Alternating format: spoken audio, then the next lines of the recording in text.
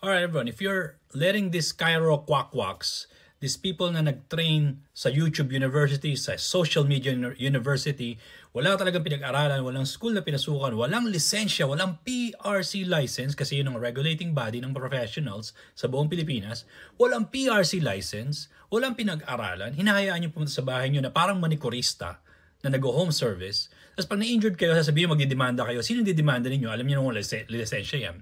Pupunta kayo sa mga foreigners gaya ni Rob Walcher na asawa ng laos na artista sa Mabuhay Chiropractic kasi mga foreigner, mga AFAM. Naniniwala kayo sa mga ganon. O hindi sa isang faith healer o fake healer sa Malay-Balay Bukidnon. Pupunta kayo sa mga ganyan. Plus na aksidente kayo.